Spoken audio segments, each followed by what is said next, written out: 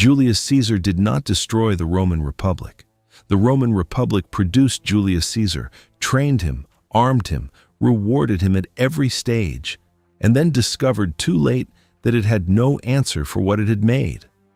Every system that has ever collapsed has told some version of this story. Not the story of a bad man who broke a good machine. The story of a perfect machine that built the man who broke it. That is the oldest and most unsettling pattern in the history of power. The institutions meant to distribute it end up concentrating it. The rules designed to contain ambition end up rewarding the most ambitious man in the room. And by the time anyone understands what has happened, the machine is already gone. And the man who ran it fastest is standing in the wreckage, looking as surprised as everyone else. At Rome, in the 3rd and 2nd centuries BC, was not by any measure a democracy. It was an engineered system, a political architecture assembled over centuries to answer one specific problem.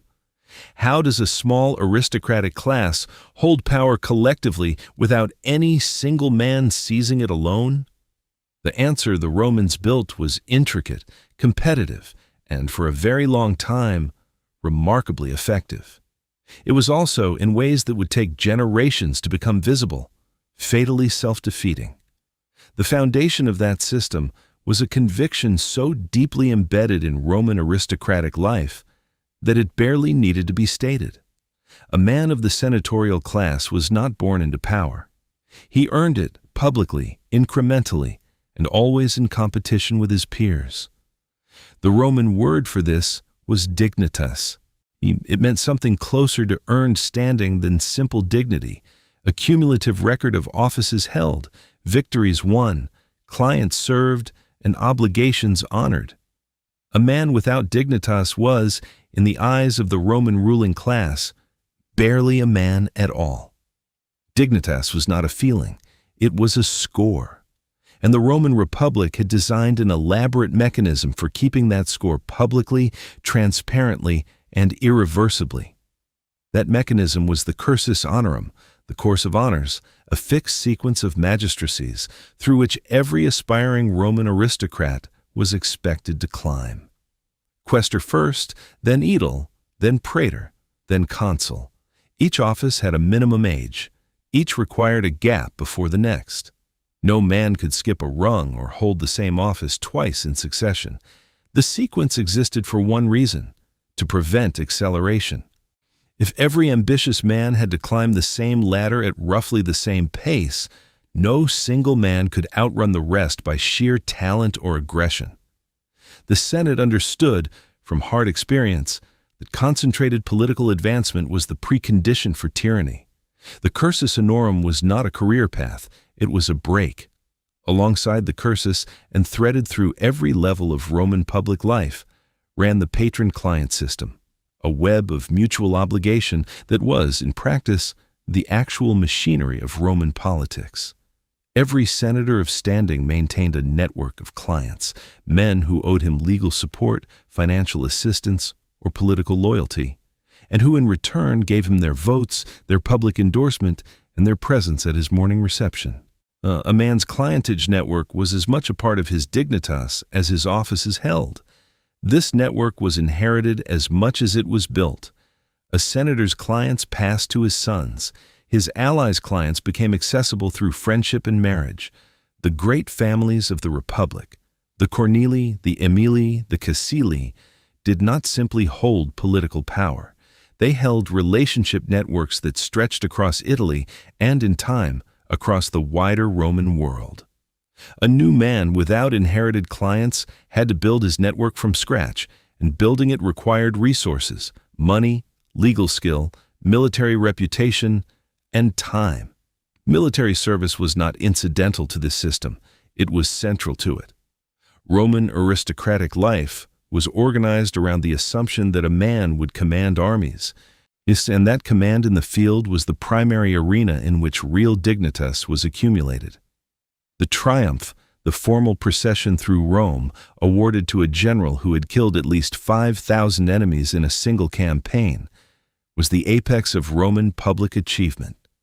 A triumphing general walked through the city while crowds cheered, and a slave held a laurel wreath above his head, whispering that he was mortal.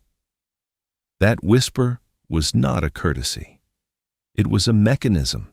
The Roman system was acutely aware that military glory was the most dangerous form of dignitas, the kind most likely to translate into personal loyalty from soldiers rather than civic loyalty to the state.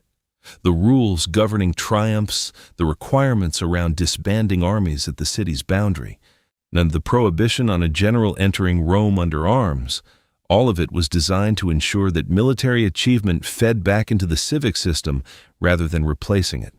The Roman assemblies completed the architecture. There were several of them. The comitia centuriata, weighted by wealth and military status. The comitia tribita, organized by tribal district. The concilium plebis, the plebeian assembly, and each had different powers over legislation, elections, and criminal trials. An ambitious politician needed to understand all of them, to know which body could be moved by what appeal, and to cultivate relationships with the tribunes who could summon them and the magistrates who could block them. The priesthoods added a further layer of leverage. Rome's religious offices, the pontificate, the augury. The membership of the great priestly colleges were not separate from politics. They were politics by other means. A pontifex could delay legislation by declaring an unfavorable omen. An augur could obstruct an election.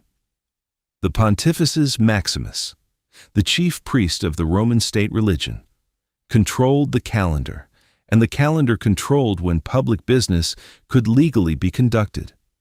Religious authority in Rome was political power with consecrated clothing. Debt was the system's hidden engine. Roman political ambition was extraordinarily expensive. Games had to be staged, temples had to be restored or built, grain had to be distributed, clients had to be supported, legal cases had to be argued on behalf of men who could not pay in the expectation that the favor would be returned politically rather than financially.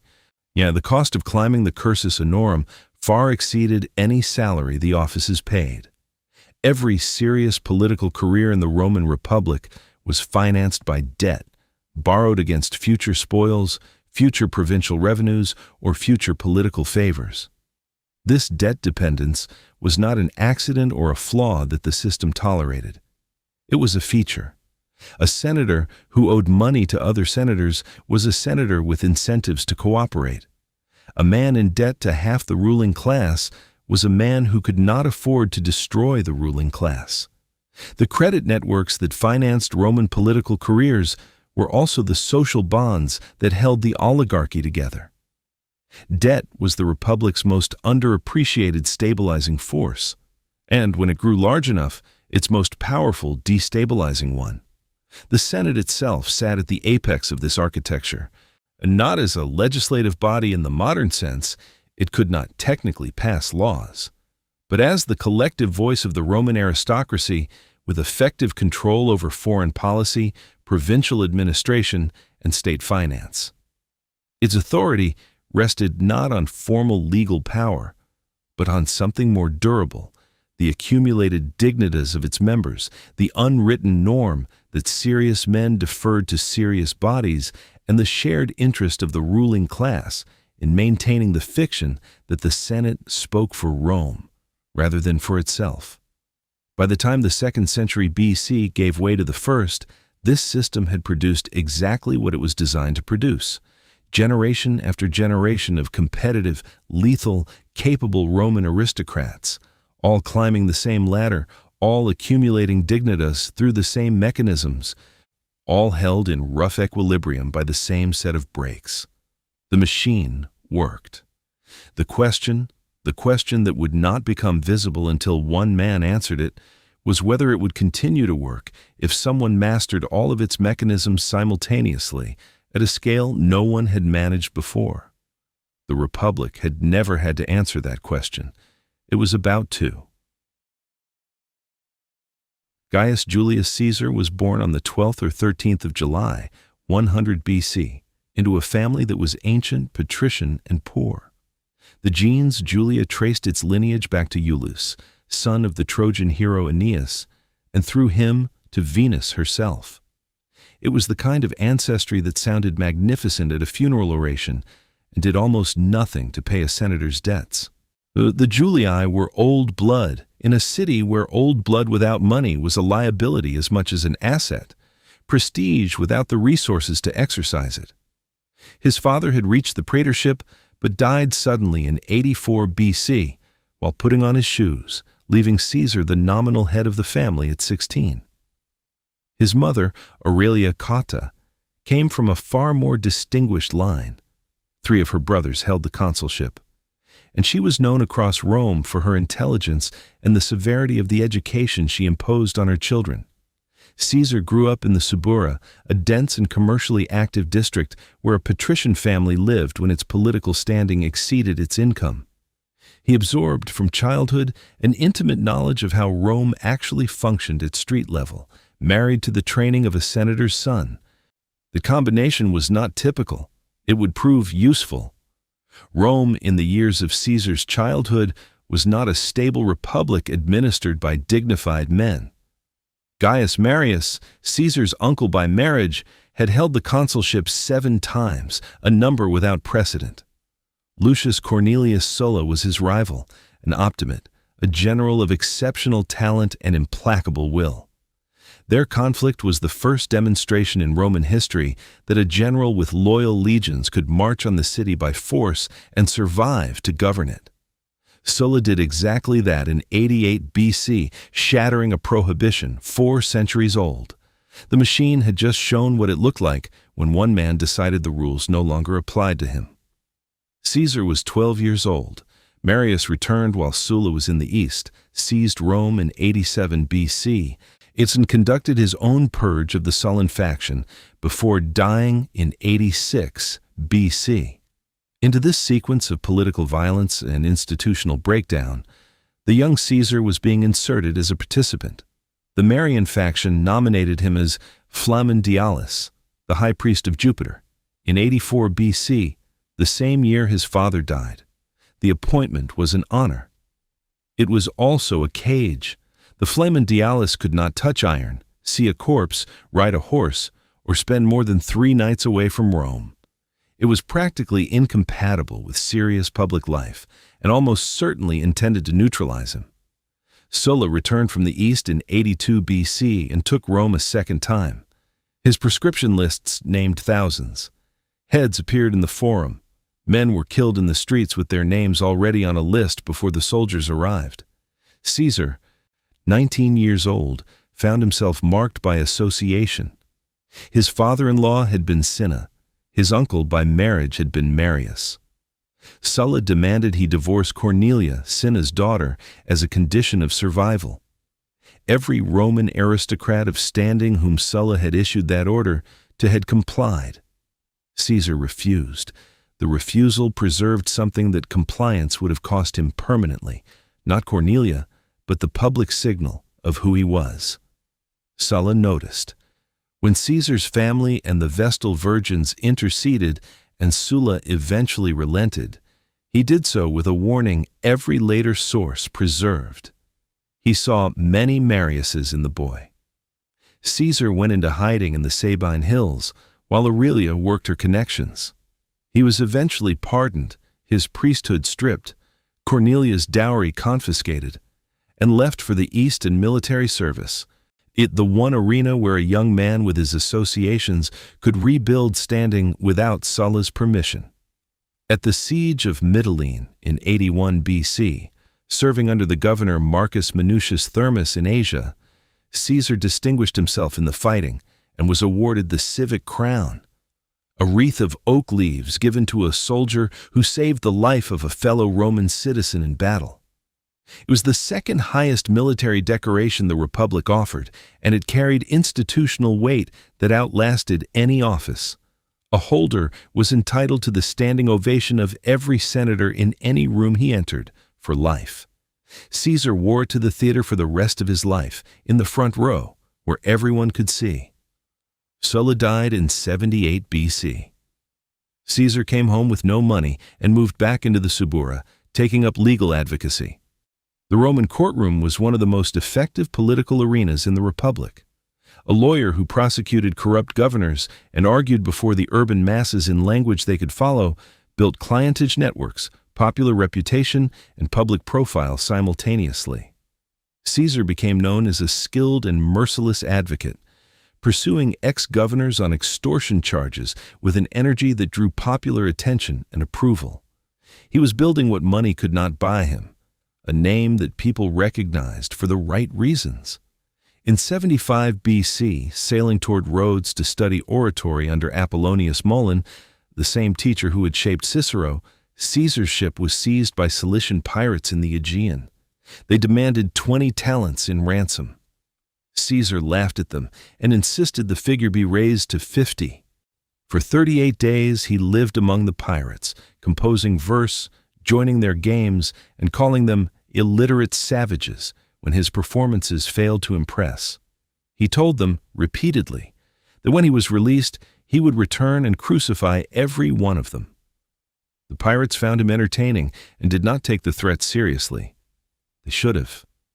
After his ransom was paid and he was released, Caesar sailed to Miletus, raised a private fleet as a private citizen with no legal authority to command warships, returned to the island, and captured every pirate who had held him. He petitioned the Roman governor of Asia to execute them. The governor, more interested in selling them as slaves and keeping the profit, stalled. Caesar went back to the prison himself and had them crucified, ordering their throats cut first, so the deaths would be quick. He then sailed on to Rhodes and resumed his studies. The episode demonstrated something that the Roman system had produced in him without quite intending to.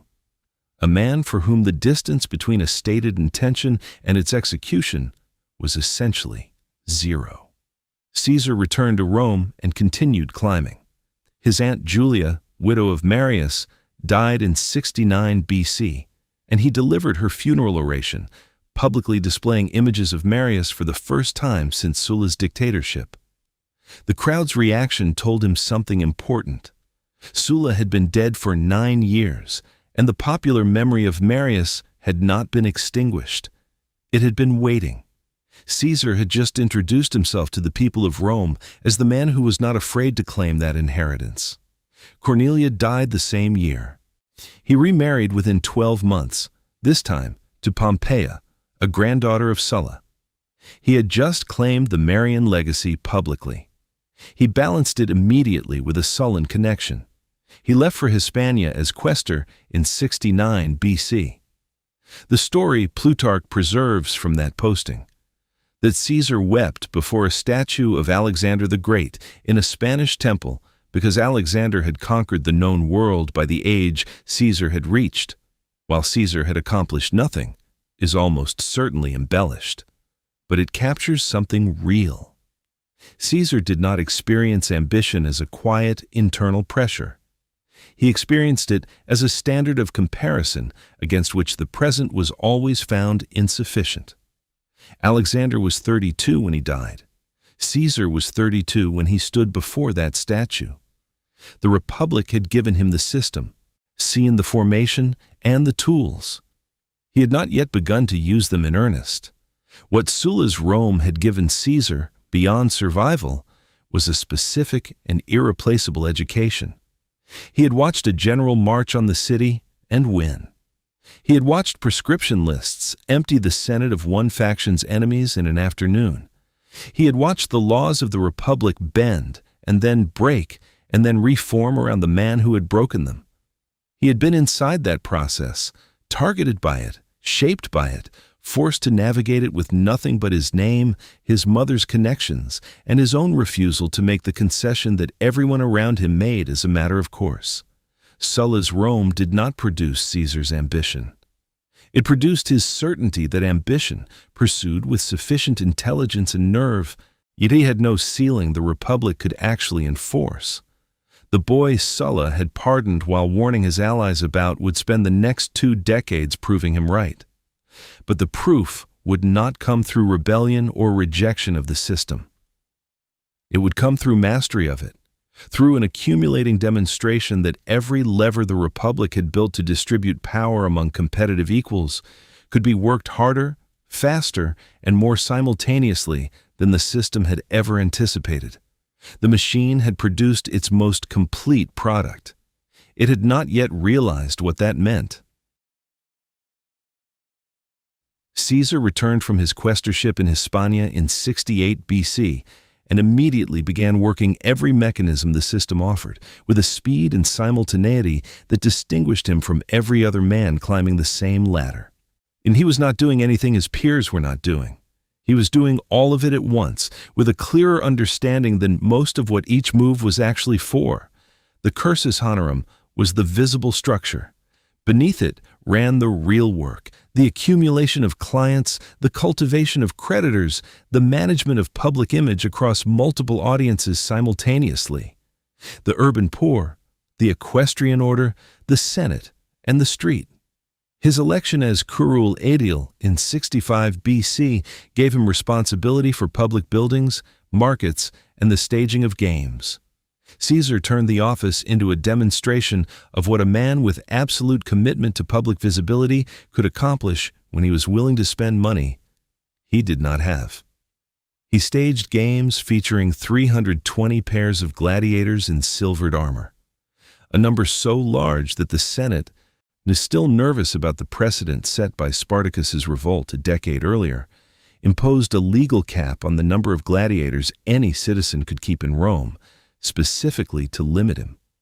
The Senate's intervention was itself a measure of the impression he had made. He had forced the most powerful deliberative body in the Republic to legislate around him, and he had not even held a senior office yet. The debt those games produced was staggering.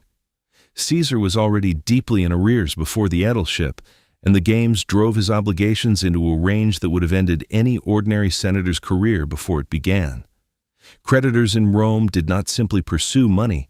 They pursued leverage, and a senator who owed large sums to a man who wanted something was a senator whose political independence was compromised. Caesar understood this. His solution was not to reduce the debt. It was to find a creditor powerful enough that the relationship became mutually advantageous rather than merely coercive. He found one in Marcus Licinius Crassus, the richest man in Rome.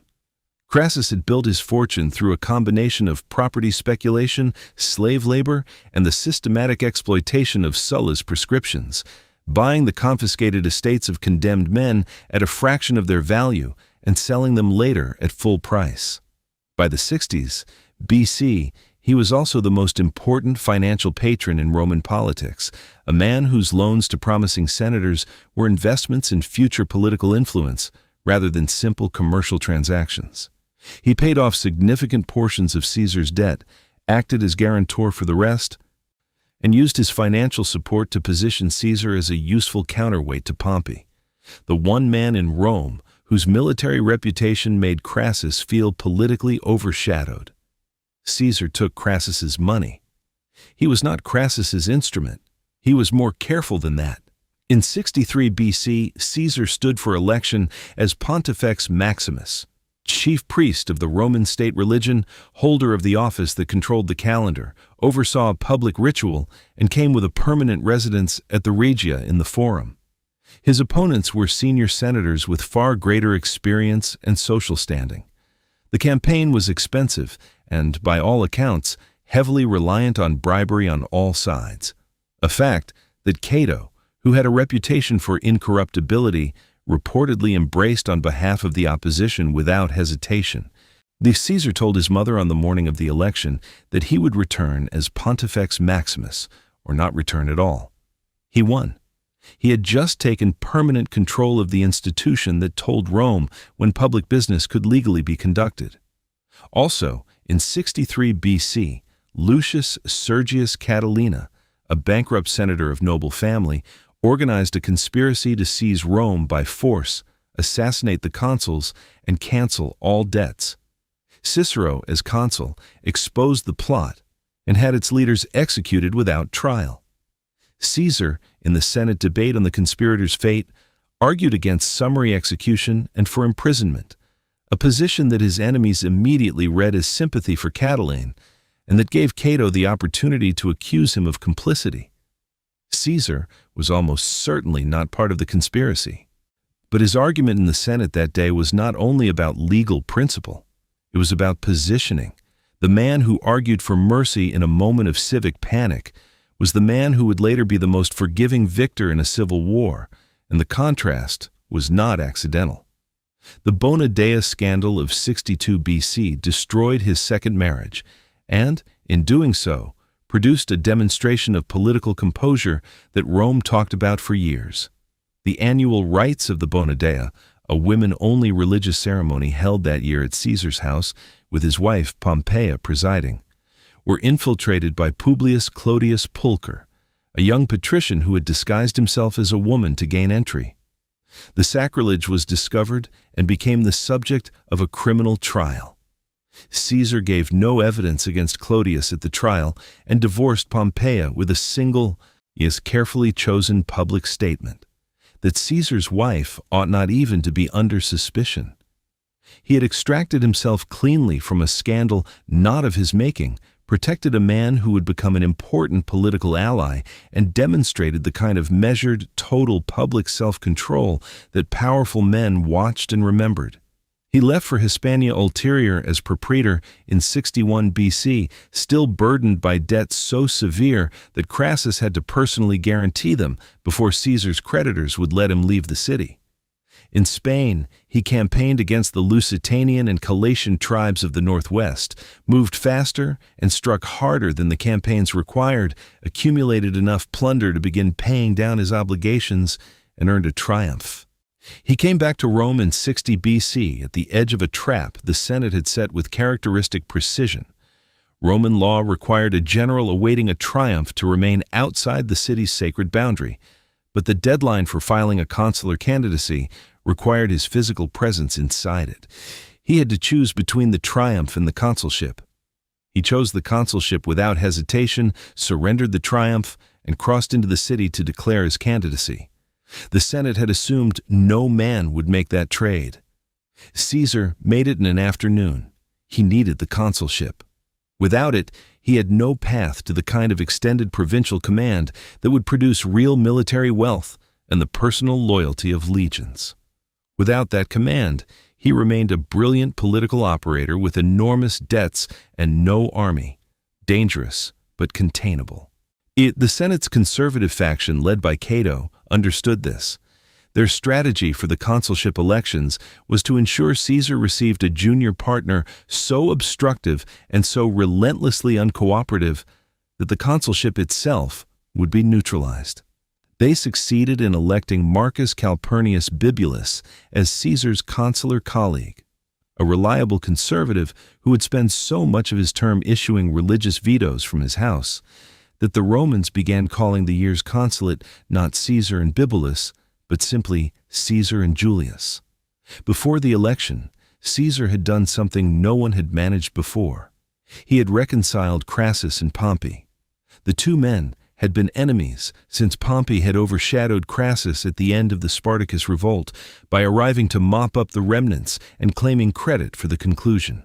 Their mutual resentment had made them individually powerful and collectively inert, each capable of blocking the other, neither capable of achieving his objectives alone. Caesar saw that what each man wanted was not in direct conflict, and that the three of them together could move legislation that none of them could pass individually. Crassus wanted tax concessions for his equestrian clients.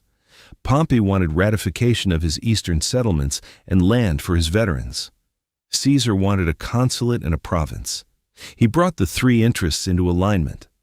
The arrangement they reached, and described by later historians as the First Triumvirate, had no legal existence and no formal name. It was, in the language of the Republic, a private agreement among three men. It happened to control Rome. The Caesar's consulship of 59 BC was an exercise in using the Republic's own mechanisms against the men who relied on those mechanisms for protection.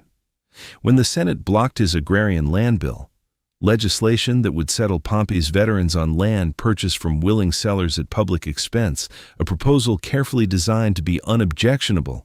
Caesar bypassed the Senate entirely and took the bill directly to the popular assembly. His colleague, Bibulus, attempted a religious veto, claiming the omens were unfavorable for legislation. Caesar had Pompey's veterans physically remove Bibulus from the forum. Bibulus retreated to his house and spent the rest of the year issuing declarations of unfavorable omens from behind his door. Every law Caesar passed that year was technically invalid under Bibulus's continuous veto, and Caesar passed them anyway. He was gambling that no one would ever successfully unwind them, because unwinding them would harm too many people who had already benefited. He also arranged, through the tribune Publius Vatinius, a law granting himself a 5-year command in Cisalpine Gaul and Illyricum. The Senate added Transalpine Gaul, the province bordering the unconquered territories to the north, almost as an afterthought, because the governor who had been appointed died unexpectedly, and someone needed the command. Caesar took all 3 provinces, a 5-year provincial command with multiple legions on the border of territory no Roman general had yet systematically reduced. This was not an assignment. It was the foundation of everything that came next, and Caesar had used the consulship to build the platform from which the consulship itself would eventually seem small. To cement the alliance with Pompey, Caesar gave him his daughter Julia in marriage. Julia was Caesar's only legitimate child, clever, charming, and by all accounts, genuinely loved by her husband. The marriage was not merely instrumental. It was the kind of bond that changed calculations. Pompey, for all his military authority and political standing, found in Julia something he had not expected, a wife whose company he preferred to his political obligations, and whose existence made his alliance with her father something more personal than a transaction. For several years, Julia was the human thread that held the triumvirate's most volatile relationship together. When she died in childbirth in 54 BC, the thread broke.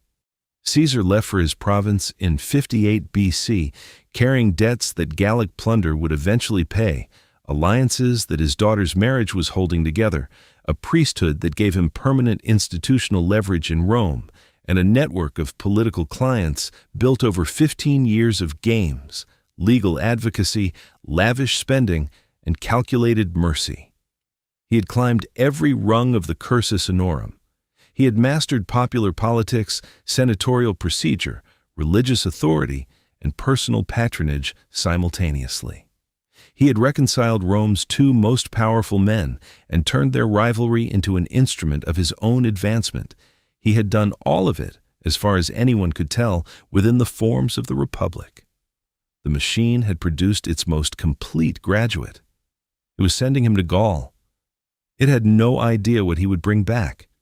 What Caesar had constructed in those 15 years was not merely a political career. It was a new kind of political architecture. Every previous Roman senator of ambition had worked 1 or 2 levers of the system with exceptional skill. Marius had been a military genius and a popular politician, but he had needed civil war to hold power, and he had never mastered the Senate's internal machinery. Sulla had been a brilliant general and a constitutional reformer, but he had held power through naked force and surrendered it because he had no institutional foundation that could survive without him. Caesar, by 58 BC, had built something neither of them had. A position simultaneously grounded in popular politics, senatorial procedure, religious authority, military command, and financial networks. Each element reinforced the others, so remove any one of them and the structure would still stand. That was new. The Republic had no answer for it. Not because the Republic had failed to produce the answer, but because it had never needed one before. The Senate watched him go north with the quiet relief of men who have moved a dangerous element to a safe distance. Cato had argued that Caesar should have been arrested before he left the city and tried for the illegal conduct of his consulship. He was outvoted, The Senate's majority preference was the preference of men who had not yet understood that the distance between Rome and the northern frontier would not protect them from what Caesar was about to do to the problem of money and soldiers and personal loyalty. In Gaul, the apprenticeship was over. Caesar left Rome for his provinces in 58 BC with 4 legions, an enormous debts, and a command that the Senate had granted as much to remove him from the city as to put him in the field. The territory assigned to him bordered lands that no Roman general had yet systematically reduced. He had 3 years, then 5 more. He came back with 11 legions, a personal fortune extracted from a conquered people, and soldiers who would follow him across the Rubicon because they were his soldiers, not Rome's, not the Senate's. What happened in Gaul between those 2 moments was not simply a military campaign. It was the transformation of a politician into something the Republic had never produced and had no framework to contain. The pretext for war came immediately and wore the shape of a migration. The Helvetii, a confederation of tribes from the Swiss plateau, hemmed in by mountains and pressured by Germanic incursions from the north, had been planning a westward move for 3 years, stockpiling grain and building wagons, preparing to cross through Roman territory toward the Atlantic coast. Caesar blocked their passage at Geneva, forced them north through allied Gallic land, and then pursued and defeated them at the Battle of Bibracte in the summer of 58 BC. The survivors, perhaps 100,000 of the estimated 360,000 who had set out, were sent back to their homeland. Caesar presented the action as the defense of an ally. He had, in the space of a single summer, established that he was willing to use maximum force to produce decisive results, and that allied Gallic tribes could apply to him for assistance against their neighbors. That they applied almost immediately. The Aedui, a tribe with long-standing Roman alliance, appealed for help against Ariovistus, a Germanic king who had settled large numbers of Suebi warriors in Gallic territory east of the Rhine, and was pressing steadily westward. Caesar moved against Ariovistus the same year, driving him back across the Rhine in a battle near the Vosges region with severe losses to the Germanic forces. In a single campaigning season, Caesar had defeated 2 of the most feared opponents on Rome's northern frontier. The Senate awarded a 15-day public thanksgiving, an honor that, until that point, had been granted to no one. He had just told Rome, through the Senate's own mechanism, that his command was producing results of unprecedented significance. Is the pattern of those first 2 campaigns established the template for everything that followed. A Gallic tribe would be threatened or would provide a pretext, and Caesar would intervene with speed that consistently surprised opponents accustomed to the slower rhythms of tribal warfare. He marched his legions faster, built fortifications more rapidly, and crossed terrain that his enemies had counted on as impassable with a regularity that became, over 8 years, the defining feature of his military reputation. The Roman legionary was already the most formidable soldier in the ancient world. Under Caesar's command, he moved like one. In 57 BC, Caesar pushed north against the Belgae, a loose coalition of tribes in the northeast who had watched the events of the previous year and decided that Caesar's advance would not stop unless they stopped it. Some tribes aligned with Rome. Others mobilized a Confederate army that briefly threatened a Roman position before Caesar moved to meet them. At the Sambre River, the Nervi, the most formidable of the Belgic tribes, executed an ambush that came close to destroying 2 Roman legions before Caesar personally rallied the line and the situation was retrieved. The Nervi fought to near extinction. Of a people who had fielded 60,000 warriors, fewer than 500 fighting men survived. Caesar recorded this in his dispatches. Rome read it as the price of conquest. Now the Nervi understood it as the destruction of everything they had been. Over the next several years, Caesar moved across the full extent of what would become Roman Gaul, west to the Atlantic, north to the Channel coast, east to the Rhine. He fought a naval campaign against the Veneti of Brittany in 56 BC, a technically demanding engagement that required building a Roman fleet on the Atlantic seaboard and defeating a maritime people on their own waters.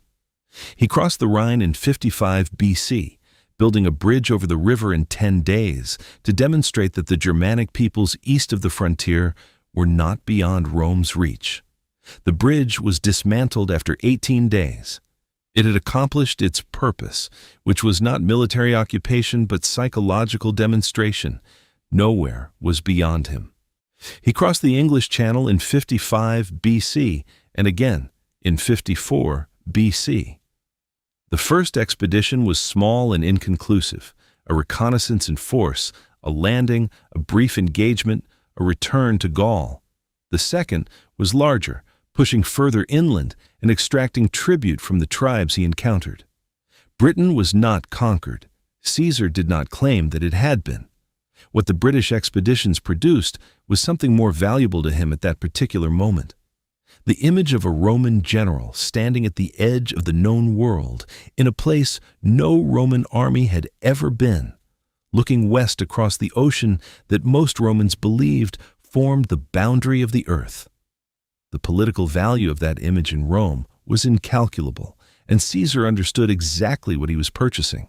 The Commentari de Bello Gallico, Caesar's own account of the campaigns, written in a spare, third-person style that its contemporary readers recognized as a masterwork of Latin prose, arrived in Rome at regular intervals, one book per year. They were read publicly and privately, circulated among the literate class, and discussed in the forum. They were also, without exception, accounts of victory. Defeats were described as complications overcome. Near disasters were framed as tests of Roman discipline. The Commentarii were the most sophisticated piece of political communication produced by any Roman general, a running dispatch designed to shape the narrative of the campaign for a home audience that would eventually have to decide what to do about the man who was writing it. Caesar was managing his image in Rome while fighting a war in Gaul. He did both simultaneously, and he did both well. In 54 BC, Julia, Caesar's daughter and Pompey's wife, died in childbirth. The child did not survive. The political consequence was immediate. The human thread that had made the triumvirate's most volatile relationship personal rather than merely transactional was gone. Pompey declined Caesar's offer of his great niece as a replacement. He turned instead toward the Senate's conservative faction, where men who had long resented his eastern settlements now welcomed his estrangement from Caesar. The triumvirate did not collapse at once. Crassus was still alive, still the financial counterweight between two men who each suspected the other of outgrowing the alliance. But Julia's death changed the political temperature in Rome in ways that Caesar from Gaul could feel but not control. In 53 BC, Crassus died at the Battle of Carrhae in a catastrophic invasion of Parthia that ended with his army destroyed and his head sent to the Parthian court as a trophy. The counterbalance was gone. Caesar and Pompey were now the two dominant men in the Roman world, with nothing between them except the question of whether the Republic had room for both. The Senate, or rather the faction within it, led by Cato, and the optimates who had spent 15 years watching Caesar use the Republic's mechanisms against them, recognized the moment. Pompey was appointed sole consul as an emergency measure in 52 BC, the first time the office had been held by a single man in the history of the Republic. He was, in all but name, a temporary dictator endorsed by the Senate. Caesar watched this from Gaul and drew the only conclusion the situation permitted. If the crisis in Rome unfolded against the background of the most dangerous moment Caesar faced in Gaul. In 52 BC, Vercingetorix, the son of an Arvernian chieftain who had been executed for attempting to make himself king, united the Gallic tribes in a coordinated, strategically sophisticated revolt. He was not the first Gallic leader to resist Caesar.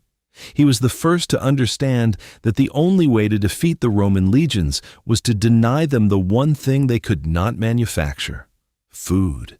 His strategy was deliberate starvation through scorched earth, burning surplus grain stores, destroying settlements before the Romans could seize them, keeping his own cavalry active while refusing pitched battle on ground where Roman discipline would tell.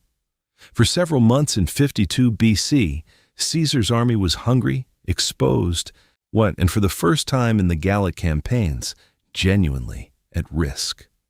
Caesar suffered a direct repulse at the assault on Gergovia, a fortified Arvernian stronghold, where overconfident legions pressed too far up the slope and were driven back with significant losses. It was the most serious tactical defeat of his Gallic command. He recovered with characteristic speed, retreating before Vercingetorix could exploit the advantage and maneuvering his forces to cut the Gallic cavalry from their infantry before Vercingetorix could consolidate. The Gallic leader fell back to Alesia, a hilltop fortress of the Mandubi tribe in central Gaul, with perhaps 80,000 warriors, intending to use the position as the base for a coordinated attack on Caesar's army by a relief force he had already dispatched messengers to summon. Now, Caesar's response at Alesia was the single most audacious piece of military engineering in the Roman Republic's history. With an army smaller than the force he was besieging, he ordered the construction of 2 lines of fortifications simultaneously: an inner circumvallation of approximately 11 miles encircling Alesia to trap Vercingetorix, and an outer contravallation of approximately 13 miles facing outward to receive the relief army when it arrived. The works included ditches, ramparts, towers, booby traps, and water obstacles. They were built in under a month. When the Gallic relief force arrived, estimates range from 80,000 to 250,000, Caesar's army was besieging one force from the inside and being besieged by another from the outside, holding both lines simultaneously. The Gauls attacked both lines at once. Caesar moved up and down the outer fortification personally, reinforcing weak points with troops pulled from quieter sectors, directing the response with the precision of a man who had built the defenses and knew exactly where the critical moments would occur. The relief army eventually broke and dispersed. Vercingetorix, trapped, starving, and with no possibility of rescue, rode out of Alesia and surrendered. He was taken to Rome, held for 6 years, and publicly strangled at Caesar's triumph in 46 BC. The Gallic revolt was over. The cost of those 8 years was enormous, measured in ways that Roman accounting did not record, but that the land retained long after the campaigns ended. Yet the ancient sources preserve figures that modern historians treat as approximations rather than precise counts. Roughly 1 million Gallic dead and another 1 million enslaved across the full span of the campaigns. Entire peoples had been reduced. The Veneti had their senate executed and the remainder sold. The Nervii had been brought to the edge of extinction. The populations ejected from Alesia by Vercingetorix, civilians he could no longer feed, including the families of the Mandubi in whose town he had taken shelter, were refused passage through Caesar's lines. They died in the space between the 2 armies. Caesar recorded this fact in his dispatches without particular emphasis. It was a decision of military logic. What the campaigns produced for Caesar was not only glory, they produced solvency. At last, the Gallic plunder paid his debts and left a surplus that made him, for the first time in his career, genuinely wealthy. They produced administrative experience at a continental scale, governing, taxing, and managing multiple provinces and a dozen allied tribal relationships simultaneously. They produced 10 battle-hardened legions who had served under him for years and whose loyalty was to the man who had led them, fed them, rewarded them, and won with them, not to the institution that had technically commissioned them. And they produced the commentary, a body of writing so clear, so precisely structured, and so relentlessly favorable to its author that Roman readers could not quite decide whether they were reading history or propaganda, and eventually concluded it was both. Caesar went to Gaul to pay his debts and build an army. He came back with something that neither he nor the Senate had quite calculated, a position of personal power so complete that the Republic's mechanisms for distributing power among competitors had nothing left to offer him. He had used the machine's reward system to its absolute limit. Every province, every campaign, every dispatch, every act of calculated mercy to a defeated tribe had been a rung climbed. He had run out of rungs. The machine had been designed to prevent exactly this outcome. It had produced it anyway. The question of what to do next, what a man did when the system had no more to give him, was the question the Republic had never had to answer. It was about to. The Senate in Rome knew what was coming back across the Alps, even if it could not quite name what it feared. Pompey knew. Cato knew. The conservative faction that had spent 15 years trying to contain Caesar through procedural obstruction and political maneuvering had run out of procedural tools. What remained was the law, specifically the requirement that Caesar disband his army before returning to Rome, surrendering the military power that was now the foundation of everything he had built. They intended to use the moment of legal transition, the gap between the end of his command and the beginning of whatever came next, to prosecute him for the illegal acts of his consulship in 59 BC and strip him of everything. Caesar understood this. The two sides had been moving toward a confrontation for a decade. In the winter of 50 BC, with his command expiring, the distance between them had finally closed to the width of a small river in northern Italy. The crisis of 50 and 49 BC was not sudden. It had been accumulating since the death of Crassus in 53 BC. Remove the one man whose financial interests and personal relationships bridged the growing distance between Caesar and Pompey. By 51 BC, Pompey had completed his drift toward the Senate's conservative faction, toward Cato, toward Bibulus, toward the men who had spent 15 years watching Caesar use the Republic's mechanisms against them, and who had concluded with considerable justification that those mechanisms needed to be used against him before it was too late. The question was no longer whether the confrontation would come. It was whether the law would serve as a weapon effectively enough that the confrontation could be resolved without armies. The legal trap had a precise mechanism. A Roman proconsul retained imperium, the legal authority to command armies, only while he was outside the city's sacred boundary and in command of his province. The moment that imperium lapsed, he became a private citizen, fully liable to prosecution in the courts. Caesar's enemies intended to use that gap, the transition between the end of his command and the beginning of whatever consulship or office came next, to prosecute him for the illegal conduct of his consulship in 59 BC.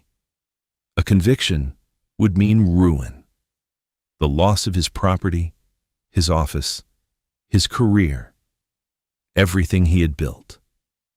The sentence, in all likelihood, would be exile. An exile, in Rome's political vocabulary, was political death. Caesar's counter-strategy was equally precise. The law of the 10 tribunes, passed in 52 BC with Pompey's own support, had granted him the right to stand for the consulship in absentia, to file his candidacy without entering Rome and surrendering his imperium. If he could move directly from his command in Gaul into a second consulship without the gap in between, there would be no window for prosecution. His immunity would be continuous. The whole of the crisis that followed, every Senate debate, every tribunician veto, every failed negotiation, came down to one question. Would Caesar be allowed to do what the law of the 10 tribunes said he could do? Or would his enemies find a way to close that window before he could reach it? His enemies found several ways, none of them quite clean enough to be decisive.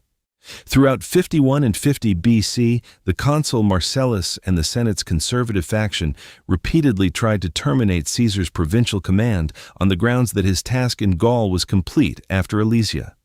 Each attempt was vetoed by Caesar's tribunes. Pompey, increasingly aligned with the Optimates, but still publicly cautious about an open break, complicated every calculation by refusing to commit fully to either a peaceful settlement or a decisive confrontation. He told audiences in Rome that he supported Caesar's rights one week and allowed his allies to move against them the next. The year 50 BC passed in this unresolved tension, with both sides building up troops in southern Gaul and northern Italy while professing publicly that they sought peace. The Caesar's tribune in 50 BC was Gaius Scribonius Curio, a man who had begun the year as a confirmed anti-Caesarian and ended it as one of Caesar's most effective political instruments, whether through bribery or genuine political calculation, or both. Curio vetoed every senatorial motion against Caesar's command throughout the year, and in December placed before the Senate the proposal that cut through all the procedural maneuvering. Caesar and Pompey should both disarm simultaneously. If the crisis was truly about the Republic's safety rather than factional advantage, the Senate would accept this. The Senate voted 370 to 22 in favor. The consul Marcellus, backed by Pompey, ignored the vote, dismissed the meeting, and walked out to present Pompey with a sword, an extrajudicial commission to defend the Republic from Caesar. Yet the Senate's own overwhelming preference for a negotiated peace had just been overridden by the faction that claimed to be defending constitutional order. Caesar responded with a letter delivered to the incoming consuls at the start of January 49 BC by Curio and read to the Senate by Mark Antony, now serving as tribune. The letter restated what he had said consistently for 2 years. He would surrender his command if Pompey surrendered his simultaneously. He offered further concessions, reducing his claim to 2 legions and Cisalpine Gaul alone, a position so weakened that he would be militarily harmless while retaining just enough to avoid the prosecution gap. The Senate's hardliners rejected the concessions and proposed that Caesar disarm immediately or be declared an enemy of the state. Yet when Antony and his tribunical colleague Quintus Cassius vetoed the motion, the Senate, with Pompey's backing, passed the Senatus Consultum Ultimum, the emergency decree that suspended normal constitutional protections and empowered the magistrates to take whatever actions were necessary to ensure the Republic's survival. The Senatus Consultum Ultimum had been used before. It had been invoked against the Gracchi, against Saturninus, against Catiline. Each time, it had justified extraordinary measures on the grounds that the threat to the Republic was too urgent for ordinary procedure. Each time, the men who invoked it had positioned themselves as the defenders of the Constitution, and the men against whom it was invoked had been cast as its destroyers. Caesar understood this framing immediately, and it shaped everything he did next. When Antony and Cassius fled Rome in disguise and arrived at his camp in Ravenna, he presented them to his assembled troops, the tribunes of the Roman people, he told them, their persons sacrosanct under the Constitution, driven from the city whose laws they had been elected to protect. The Senate had just handed him the best argument he had ever had. The army Caesar addressed at Ravenna was the Legio XIII, a single legion, about 5,000 men, the force he happened to have with him in his winter quarters. He did not wait for his full army. Speed was the essential tactical fact. Pompey's forces in Italy were not yet assembled, his legions scattered, his preparations incomplete. Caesar had spent 10 years in Gaul, learning that the advantage of the first move, pressed with enough force and enough speed, was almost always decisive. When he addressed the troops, spoke of the injustices done to him, of the tribunes driven from the city, of his own record of service to Rome. The legion's response was immediate. On the night of the 10th or 11th of January, 49 BC, he led them south across the Rubicon. The Rubicon was, by any physical measure, an unremarkable river. It ran through the farmland of northern Italy, shallow enough to ford, narrow enough that the far bank was clearly visible from the near one. Its significance was entirely legal. It marked the boundary between Caesar's province of Cisalpine Gaul and Italy proper, and under Roman law, a general could not bring an armed force across it without the Senate's permission. That law was the foundational guarantee that Roman armies served the Republic rather than their commanders. Sulla had crossed it in 88 BC. The precedent existed. Caesar crossed it. His account of the Gallic campaigns, the Commentarii, does not mention the Rubicon at all. The crossing appears in later sources, where the various ancient writers recorded that Caesar uttered some version of a Greek phrase from the comic playwright Menander. "Let the die be thrown." The gambling metaphor was apt. You could not uncross a river. The legal argument Caesar carried with him across the water was the same one he had been making for 2 years. That the Senate had violated the law of the 10 tribunes by denying him the right to stand for the consulship in absentia while retaining his command, that the expulsion of the tribunes from Rome was itself a constitutional outrage, and that he was marching not against the Republic, but in defense of it, and against the faction of Pompey and Cato that had subverted its procedures for their own advantage. It was a sophisticated argument. It was also, from the perspective of the men who wrote the laws it cited, almost certainly wrong in its conclusions. But its sophistication was the point. Caesar was not presenting himself as a rebel. He was presenting himself as the aggrieved party in a constitutional dispute, a man who had used the system correctly and been denied what the system promised him. The Senate's response to the crossing was panic. Pompey, caught completely unprepared despite years of warning, left Rome within days with the consuls and a significant portion of the Senate heading south toward Brundisium. He intended to cross to Greece, raise his eastern legions, and return to fight Caesar on terms more favorable than a battle in Italy against a general whose troops were already on the march. The calculation was defensible from a purely military perspective. Its political effect was catastrophic. Pompey and the Senate, the men who had claimed to be defending the Republic against the man who would destroy it, had just abandoned Rome. Caesar entered the city without a battle, reinstated the tribunes, opened the treasury, and issued public statements presenting himself as the restorer of order and the defender of the Republic's violated constitution. He had not conquered Rome. He had walked into it while its defenders ran. Towns along the route south had opened their gates as Caesar's column passed. Local magistrates who had been Pompey's men for decades came out to greet the approaching general rather than organize resistance. Caesar treated them with studied courtesy, making no arrests, confiscating no property, harming no one who submitted. He was demonstrating, with deliberate care, the quality that would define his political reputation for the rest of the war: clementia, mercy. Every prisoner was released. Every opponent who came forward voluntarily was pardoned. The contrast with Sulla's prescriptions, with the Rome that had put a teenage Caesar on a death list, was intentional and was everywhere in the public mind. He had been present in 82 BC when names on a list meant men died in the streets. He was not going to be that general. Now Pompey escaped from Brundisium to Greece in March 49 BC after Caesar failed to seal the harbor in time to trap him. Caesar, unable to follow immediately for lack of ships, turned west to Spain instead, where Pompey's legions were stationed under his lieutenants Afranius and Petreius. His reasoning was characteristic. An enemy left behind him in Spain while he chased Pompey to Greece would eventually become an enemy he had to fight twice.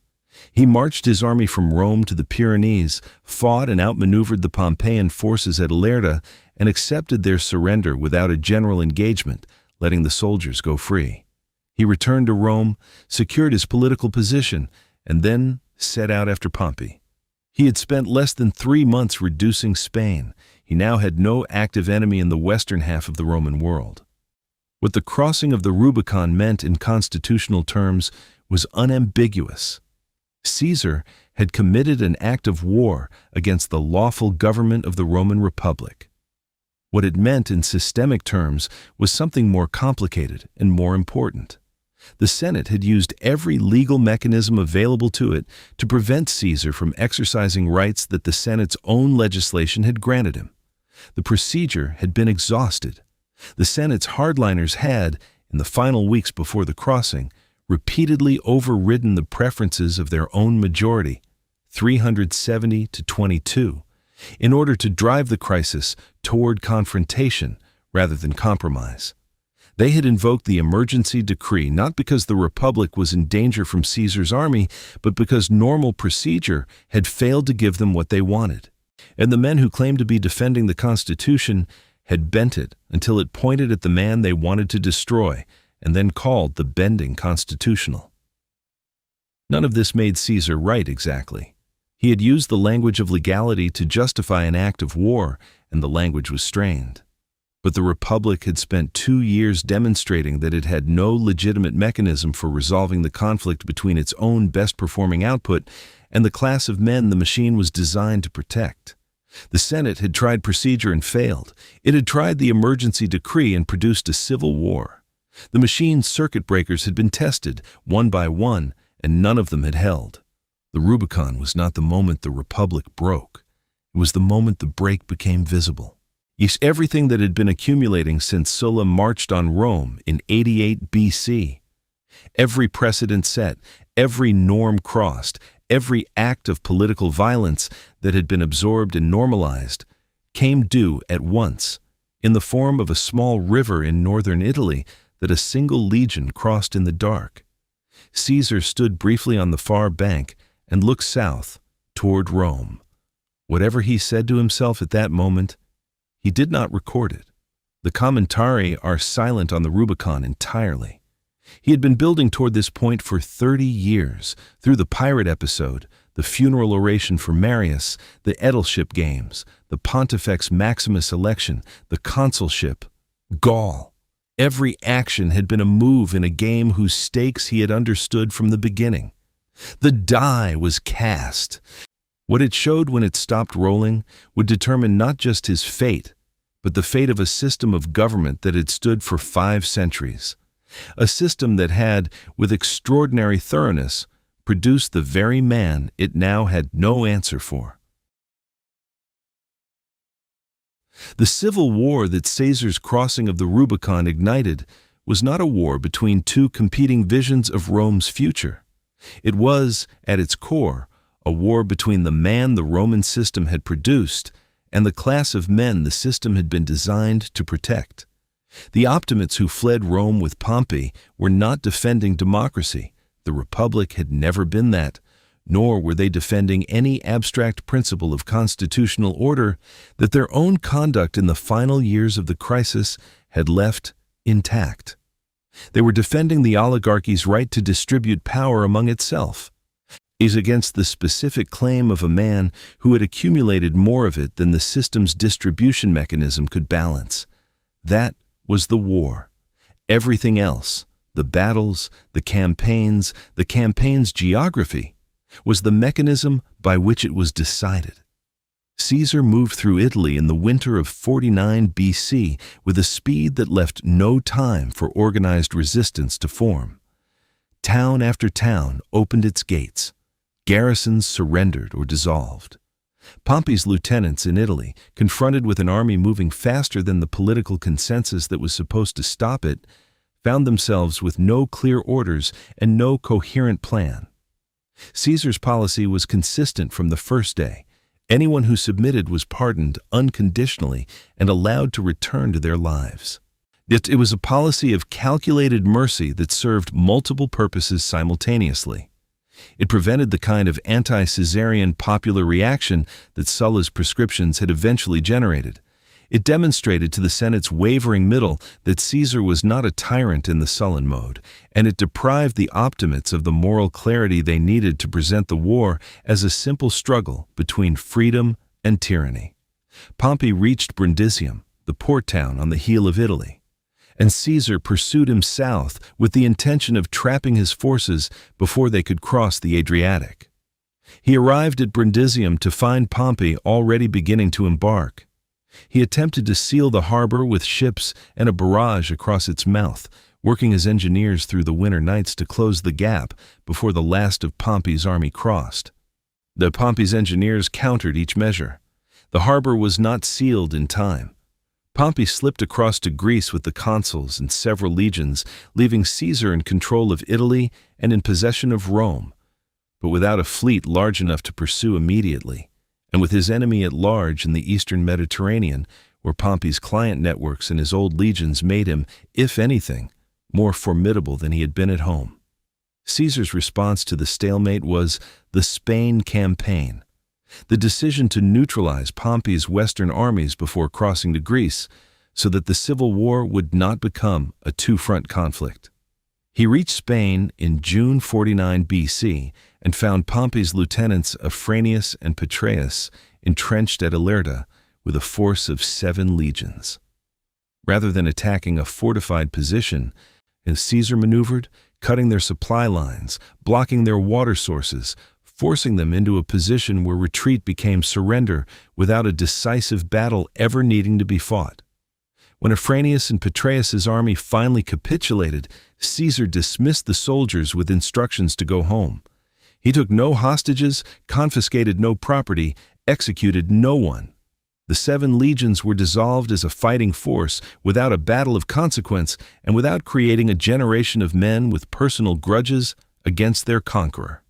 Caesar was in Spain for less than 3 months. He crossed the Adriatic to Greece in January 48 BC with 7 legions, moving in winter when Pompey's naval superiority was at its most dangerous, gambling that the surprise of the winter crossing would compensate for the risk. He nearly failed, as half his army under Mark Antony was blockaded at Brundisium by Pompey's fleet and could not cross for months. Caesar, outnumbered and undersupplied on the coast of Epirus, attempted to wall Pompey's larger army into an encampment at Dyrrhachium. The same strategy of engineering and position that had worked at Alesia applied now against a force that outnumbered his own and was receiving regular supplies by sea. Pompey countered the siege works and eventually broke through them, dealing Caesar the most comprehensive military defeat of his career. Caesar lost thousands of men, several cohorts broke and ran, and the fortification he had spent months building collapsed in an afternoon. He retreated east into Thessaly, resupplied from the grain-rich interior, and waited for Pompey to follow. Pompey followed, under pressure from his senatorial allies who had been watching from the edge of the campaign and demanding a decisive engagement that would end a war they considered already won. The senators around Pompey had already begun distributing among themselves the offices and provinces they expected to hold after Caesar's defeat. They were men who had never quite understood what made Caesar dangerous, men who saw his recent defeat at Dyrrhachium as confirmation that force of numbers and political legitimacy would be sufficient. On 9th August, 48 BC, Pompey descended from high ground onto the plain of Pharsalus and offered battle. Caesar, who had been waiting for exactly this moment, engaged immediately. Pompey's plan at Pharsalus was sound in principle. His cavalry outnumbered Caesar's by more than 7 to 1.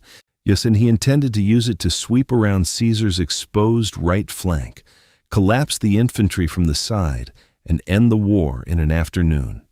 Caesar had anticipated the maneuver.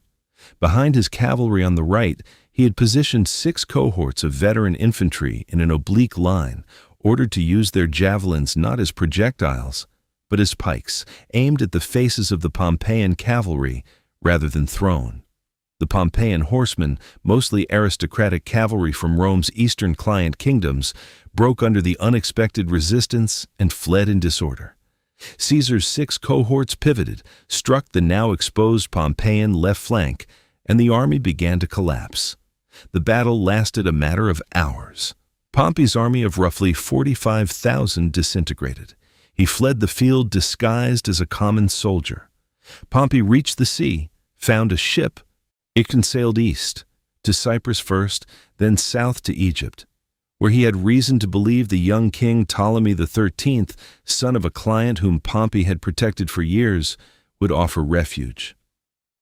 Egypt was the wealthiest kingdom in the eastern Mediterranean, technically independent of Rome, but practically dependent on Roman goodwill for its survival. Ptolemy's advisors, a eunuch regent named Pothinus and his general Achillas, made their calculation quickly. Caesar had just destroyed the largest army Rome had ever fielded in civil conflict. Pompey was a refugee with a handful of ships. They had Pompey killed as he stepped ashore on 28 September 48 BC, his head preserved and his signet ring taken as proof. When Caesar arrived at Alexandria 3 days later, Ptolemy's court presented him with the head of his former son-in-law. But Caesar turned away from it. Whatever he felt was not pleasure. Caesar's reaction was not simply sentiment. The killing of Pompey removed the one outcome that could have justified the Civil War's legal framing, a negotiated settlement in which Pompey accepted terms and both men stood down. It also, more practically, left Caesar with no enemy whose surrender would end the conflict cleanly. The war would now have to be fought to the extinction of the cause rather than the defeat of its leading figure.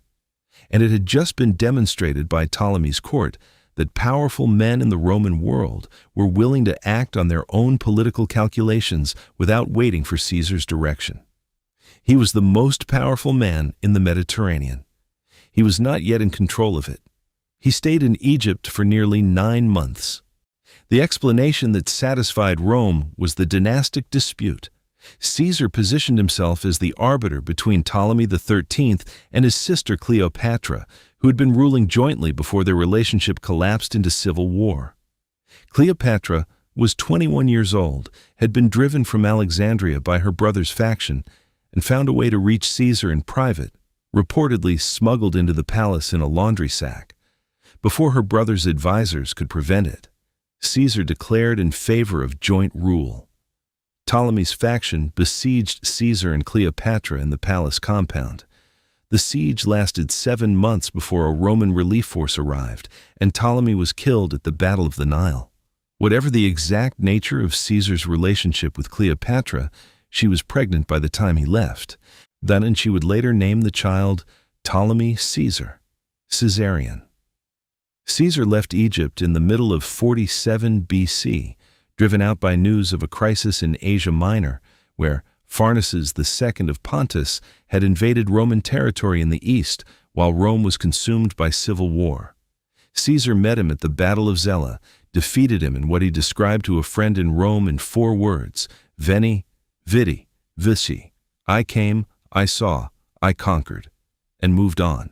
The phrase was designed for exactly the audience it reached: Rome, which had spent years watching its generals issue lengthy dispatches from difficult, expensive campaigns. Caesar had just dismissed an Eastern war in a sentence. The political calculation in those 4 words was as precise as any he had ever made. The war was not over. Cato and Metellus Scipio had regrouped in North Africa with the remaining Pompeian forces, aligned with the Numidian king Juba, and held the African provinces against Caesar's authority. Caesar landed in North Africa in December 47 BC with an undermanned force, nearly lost a foraging engagement at Raspina to his former legate Labienus, dug in, waited for reinforcements, and then moved. At Thapsus in April 46 BC, Caesar's veterans overwhelmed the Pompeian and Numidian forces so completely that his own troops surged forward before the battle order was formally given, killing roughly 10,000 of the enemy in a rout Caesar could not fully control. Cato, at Utica, heard the news of the defeat, refused to flee, refused to be pardoned, and killed himself, plunging his sword into his abdomen and tearing open the wound when his physician tried to suture it closed. Caesar was denied the one thing Cato's death had taken from him: the opportunity to show mercy. He said as much explicitly that he must grudge Cato his death, as Cato had grudged him the honor of saving his life. The statement was political as much as personal. Caesar's clemency strategy depended on his enemies having the option to accept it. Cato's refusal to accept it was an argument, one that outlasted Cato, one that Cicero would later amplify in a written eulogy so powerful that Caesar wrote a counter-pamphlet against it, that some things were worth more than survival, and that a man who placed mercy above principle was not offering freedom, but merely a different kind of chain. In the final campaign was Spain, in 46 and 45 BC, where Pompey's sons Gnaeus and Sextus had regrouped with Labienus and the remnants of the Optimates' military strength. Caesar arrived in Spain in November 46 BC, fought a winter campaign of siege and maneuver, and brought the Pompeians to battle on a ridge near Munda on the 17th of March, 45 BC. The Battle of Munda was the hardest fighting of the Civil War. Caesar's veterans struggled uphill against entrenched opponents who knew that men who had already broken one pardon would not be offered another. The line wavered. Caesar did what he had done at Pharsalus when the momentum stalled. He took a shield from a soldier, removed his helmet so his face was visible, and walked toward the enemy. His men followed. Labienus, the most gifted subordinate he had ever trusted, died in the battle. Munda was the last battle. With it ended the military phase of a conflict that had consumed the Roman world for 4 years, fought across Italy, Spain, Greece, Egypt, Asia Minor, Africa, and back to Spain again. The men who had led the opposition were dead. Pompey murdered on a beach, Cato by his own hand in Utica, Labienus on the ridge at Munda, Metellus Scipio in a naval engagement off the African coast. Cicero was alive in Rome, having taken Caesar's pardon and his political impotence simultaneously. Brutus was alive, and Cassius, both pardoned, both restored to their careers, both carrying what they had seen and what they believed about what was happening to the Republic.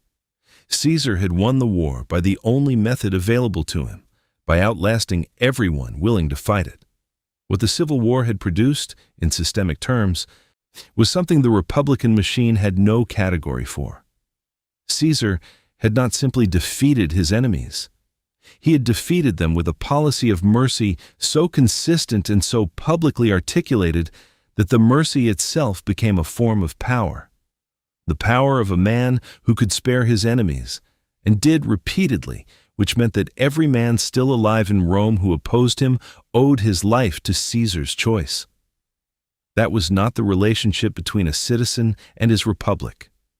It was the relationship between a subject and a ruler. Caesar had not declared himself king. He had created the conditions under which the word had become almost irrelevant.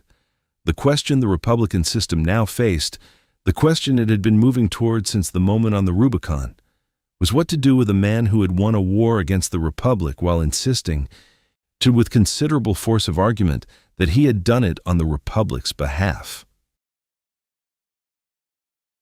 Caesar returned to Rome in October 45 BC from the Spanish campaign and found himself in a position the Republic's vocabulary had no word for and its institutions had no framework to contain. He had won every war he had fought. He had defeated every enemy willing to take the field against him and pardoned the majority of those who surrendered. He held the dictatorship, an office the Republic had reserved for emergencies and limited to 6 months at a time, continuously, with the Senate periodically renewing it and extending its terms. By 46 BC, the extension was 10 years. In February 44 BC, it became permanent.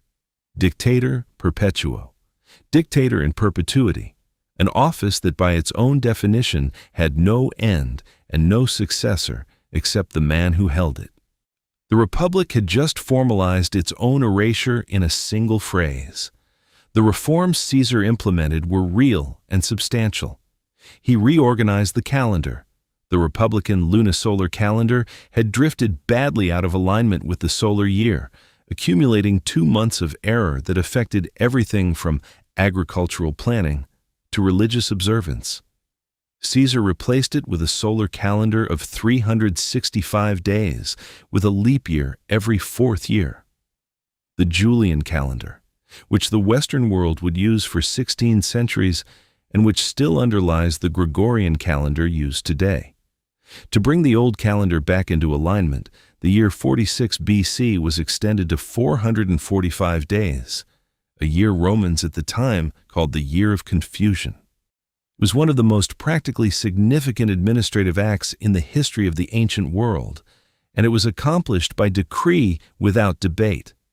He expanded the Senate from approximately 600 members to 900, filling the new seats with his own partisans, veterans, provincials, men from Gaul and Spain, men whose presence the old senatorial aristocracy found humiliating, and whose qualification for office was, in every case, their loyalty to Caesar rather than their lineage or their record in the cursus honorum. He extended Roman citizenship to communities in Spain and in northern Italy, incorporating populations that had been technically subject to Rome without the rights of full citizens for generations. He founded colonies for his veterans across the Mediterranean world, settling discharged soldiers on land that gave them permanent stakes in the stability of his regime. He granted debt relief to those who had suffered under the chaos of the Civil War years. Every reform served Rome. Every reform also served Caesar. The calendar reform is the clearest example of how his governance worked in this period. The old republican calendar had been manipulated for political purposes for decades, pontiffs and magistrates controlling when public business could legally happen, delaying or accelerating elections, adding or removing months to extend or curtail the terms of political opponents. Caesar, as Pontifex Maximus since 63 BC, had controlled the calendar for over 2 decades. He now replaced the entire system with one whose operations were astronomical rather than political. A calendar that ran on the sun rather than on the decisions of men whose decisions had always been interested. It was a genuine rationalization. It was also the permanent removal of one of the Senate's most effective instruments of procedural obstruction. He reduced the grain dole, the publicly subsidized grain distribution that kept the urban poor of Rome fed and politically quiescent, by establishing colonies abroad that drew population out of the city. He reformed the provincial tax collection system, replacing the practice of farming taxes out to private contractors who extracted the maximum and kept the surplus, with direct collection by appointed officials. He began construction on the Forum Iulium, a new civic complex in the heart of Rome, centered on a temple to Venus Genetrix, Venus the ancestor, the goddess from whom the genes Julia claimed descent. The Forum's centerpiece announced something in stone. This city now had a founder with a living descendant, and that descendant was here and was building. The honors the Senate voted him accumulated with a speed that exposed the Senate's complete loss of independent authority. His image was placed on coins, the first living Roman to appear on Roman coinage, a practice previously reserved for dead men and gods. A golden throne was placed in the Senate for his use. His birthday was made a public holiday. The month of his birth was renamed Julius, July, in his honor. An ivory statue of him was placed on the Capitoline, this among the statues of the kings and near the temple of the god Quirinus, the deified founder of Rome. A temple to his clemency was authorized. The title, Parens Patriae, father of his country, was formally conferred. He was addressed as Imperator, as a permanent title, rather than the honorary acclamation it had previously been. Each individual honor, read in isolation, could be argued to fall within republican precedent. Taken together, they described something that had no republican precedent at all. What Caesar actually wanted from all of this is the question that has occupied historians for 2,000 years and has no clean answer. He said in conversation, according to sources who record it, that Sulla must have been politically illiterate to have voluntarily resigned the dictatorship.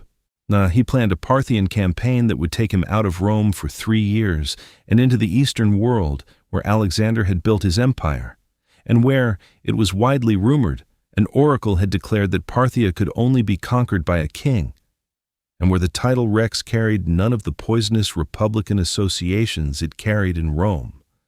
He was preparing 16 legions and 10,000 cavalry for the Eastern campaign when he died.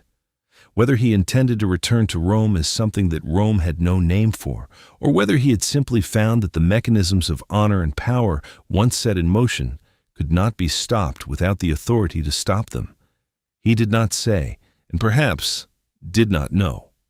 The Senate continued voting him honors, and Caesar continued receiving them with a combination of performance and apparent indifference that his contemporaries found deeply unsettling. In late 45 BC, a senatorial delegation arrived at the temple of Venus Genetrix to present him with a new round of official distinctions. Custom required him to stand when they entered. He remained seated. The delegation noticed. Rome noticed.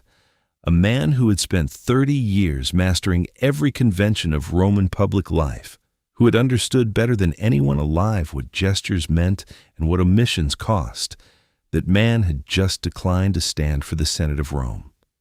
The message was either that he no longer considered the gesture worth making, or that he considered himself beyond the obligation.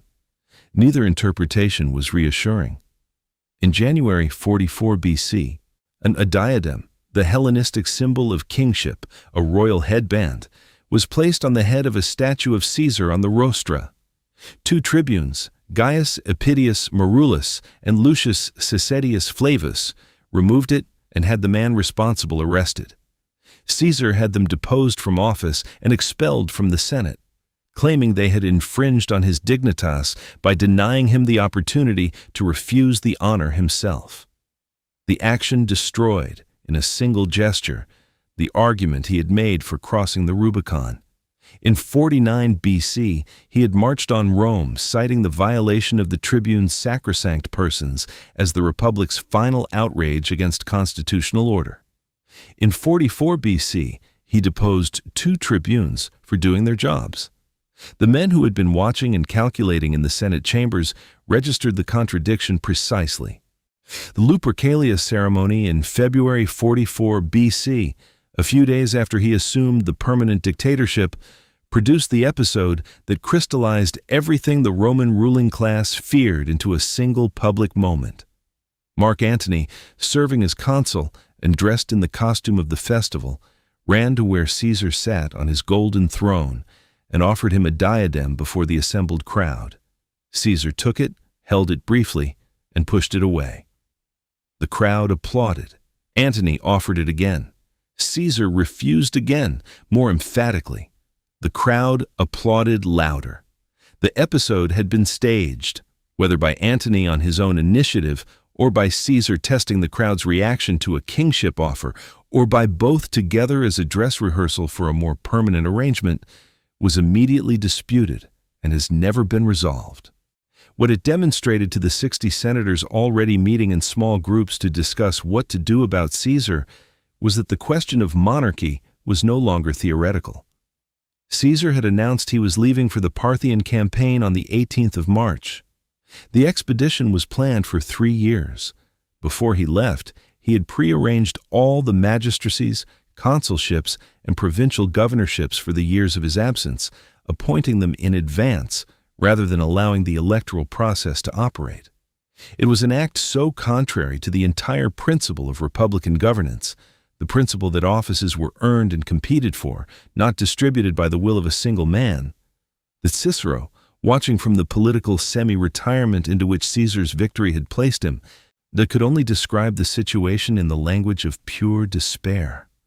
Caesar had not abolished elections. He had made them irrelevant. The candidates for Rome's highest offices for years in advance were already known. They were whoever Caesar had decided. The conspirators who met in the weeks before the Ides of March were not a unified faction with a coherent political program. They were approximately 60 men, former Pompeians and former Caesarians, principled Republicans and personally aggrieved opportunists, united by the conviction that Caesar's permanent dictatorship represented an end to the system that had defined Roman political life for 5 centuries, and that this end required a violent response. Marcus Junius Brutus was the symbolic center of the conspiracy. A man descended from the Brutus who had expelled Rome's last king in 509 BC, a man whom Caesar had pardoned and promoted and reportedly regarded with something approaching paternal affection. Gaius Cassius Longinus was its practical organizer, colder, clearer, and more personally embittered. Together, they embodied the 2 registers of the conspiracy, the ideological and the instrumental, and both agreed on the method. Caesar was warned. A soothsayer named Spurina had told him some weeks earlier to beware the Ides of March. His wife Calpurnia dreamed of his murder the night before and begged him not to attend the Senate meeting. Several people tried to press warnings into his hands on the morning of the 15th. He ignored all of them. It's partly because Decimus Brutus, one of the conspirators, a man Caesar trusted and had promoted to consul designate, persuaded him that not attending would look like weakness. Caesar had spent his entire adult life in a political culture that equated physical courage with legitimacy and that had no tolerance for a man who showed fear. He attended. He had dismissed his Spanish bodyguard in October of 45 BC, believing no one would dare move against him. He walked into the Senate meeting at the Theater of Pompey. The regular Senate house was under repair, without protection. The session had barely begun when Tullius Cimber approached Caesar with a petition on behalf of his exiled brother. Caesar had not yet sat down. Cimber grabbed his toga, pulling it back, which in Roman symbolic terms meant a physical act of supplication that could not be easily brushed aside. Publius Servilius Casca struck the first blow, a knife aimed at Caesar's neck. Caesar turned and caught Casca's arm, saying in Latin, Caesar, who used Greek privately, spoke Latin in public situations, something that the sources render as, "Why, this is violence?" Cassius struck him in the face. The rest crowded in. 23 wounds by the time the daggers stopped. Caesar fell at the base of a statue of Pompey. He pulled his toga over his face as he fell, covering himself. The last, small act of the man who had understood his entire life how he appeared to others. He was 55 years old. What Caesar's 22 months of formal power in Rome had demonstrated more clearly than anything else now was that the man who had mastered the Republic's machinery had no answer for what came after mastery. Every reform he made was real. Every reform was also autocratic, imposed rather than negotiated, decreed rather than debated, the product of a single will rather than the competition of equals that the Republican system was designed to produce. He had not been able to restore the Republic, because restoring it would have required surrendering the power that had replaced it, and there was no mechanism by which that surrender could be made without exposing him to exactly the prosecution that the Civil War had been fought to prevent. He was trapped, not by his enemies, who were dead or pardoned, but by the logic of his own position. The machine had produced a man who could not fit back inside it, and it had no door large enough for what it had made. The question of what Caesar actually intended, whether he was drifting toward monarchy or planning to absent himself in Parthia long enough for the Republic's institutional memory to reconsolidate around his absence, or genuinely uncertain what came next in a situation no Roman had ever navigated, died with him on the Ides of March. He left no testament of intentions, only a will that named his great-nephew Octavian as his heir and adopted son, and left his gardens to the Roman people. The will was the last act of a man who still thought in the language of a Roman aristocrat, of property, of lineage, of public benefaction. Whatever he had become, whatever the title Dictator Perpetuo had made him in practice, he died thinking of himself as a Roman. The republic he had destroyed disagreed. What remained on the afternoon of the 15th of March, 44 BC, was a Senate chamber with a corpse on the floor and 60 men with bloody daggers who had just solved the wrong problem. They had removed Caesar. They had not touched any of the legions Caesar had built. They had not touched the wealth Caesar had distributed. They had not touched the veterans Caesar had settled in colonies across the Mediterranean. They had not touched the networks of personal loyalty that 15 years of clemency and patronage had created. They had not touched the 18-year-old Octavian in Apollonia, training with the troops of the Macedonian legions that were to open the Parthian campaign, who would read his uncle's will within weeks and understand immediately what had just become possible. The conspirators walked out of the Senate meeting and into a Rome that did not know it had just taken the last steps toward becoming something it had no name for yet. The conspirators walked out of the theater of Pompey on the afternoon of the 15th of March, 44 BC, carrying bloody daggers and a plan that had not been fully thought through past the act itself. They had prepared for the killing, they had not prepared for what came after it. Brutus had argued successfully against killing Mark Antony alongside Caesar, on the grounds that the assassination should look like tyrannicide, the principled removal of a despot, rather than a violent coup by men with personal grievances and political ambitions of their own. Antony had been kept outside the session by Trebonius while the daggers came out. He was alive. He was the consul of the year. He had Caesar's papers, Caesar's war chest, and Caesar's veterans in the city. The conspirators had removed the man. They had left everything the man had built completely intact. The immediate reaction in the Senate chamber was panic, not relief.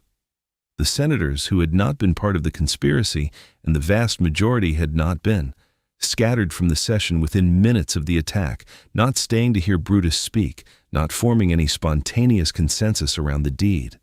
The liberators had assumed that the Senate's body would receive the assassination as a restoration of collective authority. What they found instead was an empty chamber. Rome's ruling class fled their seats and went home. The streets outside went quiet in the way streets go quiet when something has happened that no one yet understands, and when the understanding arrives, it is going to require decisions that no one wants to make. Antony fled in the immediate chaos, disguising himself in ordinary clothing, a gesture that captured perfectly the political paralysis of those first hours. He had the authority of the consulship, and no idea what to use it for. By evening, the situation had stabilized enough for tentative communications to begin. Brutus and Cassius, sheltering on the Capitoline Hill with a small bodyguard, sent word that they were willing to negotiate. Antony, demonstrating in the days after the Ides the political sophistication that would define his career for the next decade, he saw immediately that the situation offered him two possible strategies: align with the conspirators against Caesar's legacy, or position himself as Caesar's heir against the conspirators. He chose to wait and to watch and to read the city's reaction. On March 17th, the Senate met and agreed to a compromise that satisfied no one completely, but that represented the only workable arrangement either side could reach. Caesar would not be declared a tyrant, because declaring him a tyrant would void all his acts, all his appointments, all the grants and provinces and positions that a significant portion of the Senate owed to him, including several of the conspirators themselves. His acts would stand, his killers would receive an amnesty, the dictatorship would be abolished, the republic would continue. And it was the kind of arrangement that only worked as long as everyone was too frightened of the alternative to challenge it, which meant it would work until someone decided to challenge it, which Antony was already in the process of deciding. Caesar's funeral was held on the 20th of March, 5 days after the killing. Antony delivered the oration. What he said exactly is not preserved in full. The speech that Shakespeare reconstructed 2,000 years later, beginning with its appeal to friends and Romans and countrymen, is a literary reconstruction, not a transcript. What the ancient sources do preserve is the structure and the effect. Antony read the Senate's own decrees honoring Caesar aloud and contrasted them with what the Senate had permitted to happen on the Ides. He used the language of the oath every senator had sworn to protect Caesar's person. He displayed Caesar's toga, or an effigy, showing the 23 wounds to a crowd that had gathered not as a hostile audience, but as the people who had received Caesar's land grants, his debt relief, his grain distributions, his coins with his face on them, his public gardens. When the effigy was raised and rotated so the crowd could see every wound, the reaction was not constitutional deliberation, it was rage. The crowds that night attacked the houses of the conspirators. A poet named Cinna, who happened to share his name with one of the assassins, was torn apart by a mob that could not or would not distinguish between the two. The liberators, who had spent weeks convincing themselves that the Roman people would welcome the removal of a tyrant, now discovered within days that the Roman people had not experienced Caesar as a tyrant.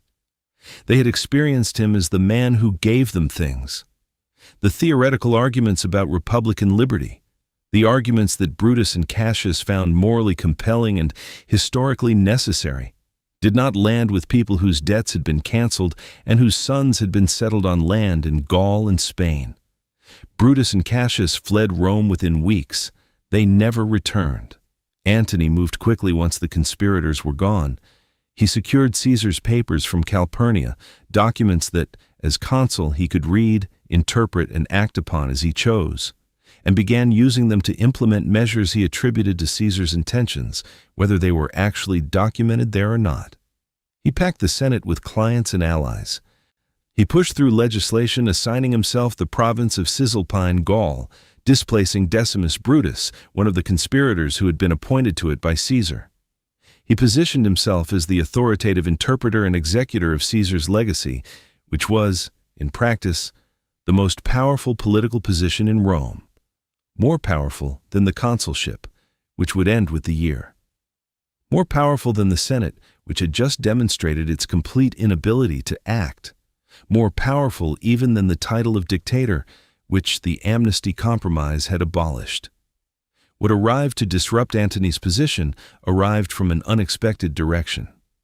The will, read publicly on March 18th, named Gaius Octavius, Caesar's 18-year-old great-nephew, then completing military training in Apollonia across the Adriatic, as Caesar's adopted son and primary heir. Caesar left to each Roman citizen 75 drachmas, and his gardens across the Tiber as a public park. He left his name, his wealth, and his political legacy to a teenager who almost no one in Rome had considered a significant actor.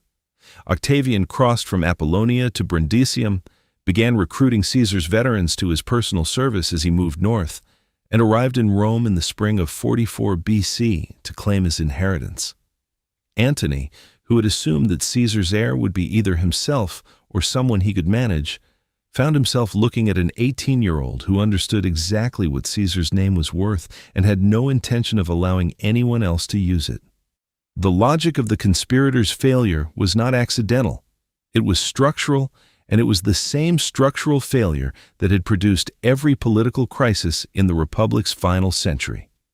The assumption that removing a man was equivalent to removing the conditions that had produced him.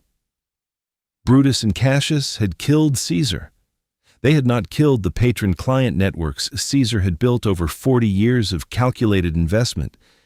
They had not killed the loyalty of men who had fought under him in Gaul and in the Civil War, and who had been settled, fed, and paid by him personally. They had not killed the popular memory of the reforms, the debt relief, the land grants. They had not killed the legal and political architecture he had erected over his years in power. They had removed the keystone. They had left the arch standing. And the arch, without its keystone, was going to fall on someone. Cicero spent the months after the Ides in the political position most characteristic of his career, morally clear, practically helpless, and furiously articulate about both. He had supported the assassination without being part of it. He had argued in the Senate for the amnesty on pragmatic grounds. He now took up the cause of defending the Republic against Antony's growing dominance, writing and delivering a series of speeches. He called them the Philippics, after the speeches Demosthenes had delivered against Philip of Macedon, that attacked Antony with a ferocity and rhetorical precision that made Antony his permanent enemy. Cicero understood, more clearly than almost anyone else watching the crisis unfold, and that the Republic was already gone. that what the assassination had actually produced was a competition for Caesar's succession rather than a restoration of collective governance. He also understood that this competition was one he could not win, only complicate. By the autumn of 44 BC, Cicero had thrown his support behind Octavian, reasoning, as he wrote privately, that the young man could be raised up and then discarded once he had served the Senate's purposes against Antony. It was one of the most consequential miscalculations in the history of Roman politics. Octavian was not a tool. He was Caesar's heir, and he understood what that meant with a precision and patience that Cicero, who was old enough to remember the Republic when it had been a functioning institution, could not quite bring himself to accept, was no longer available. And the Senate that Cicero was trying to defend had demonstrated twice in a generation, first by failing to contain Caesar, then by failing to survive his death, that it had no mechanism for the situation in which it found itself. Antony and Octavian spent the months of 44 BC in open political competition that came to the edge of military conflict at Mutina in April 43 BC, where forces nominally loyal to the Senate fought Antony's legions in a messy engagement that killed both consuls and left Octavian in command of an army without a clear institutional superior. The Senate, which had been hoping to use Octavian against Antony and then retire both of them to safe distances, found instead that Octavian marched on Rome with his army, secured the consulship for himself at the age of 19, and then reconciled with Antony and Lepidus to form the Second Triumvirate in November 43 BC.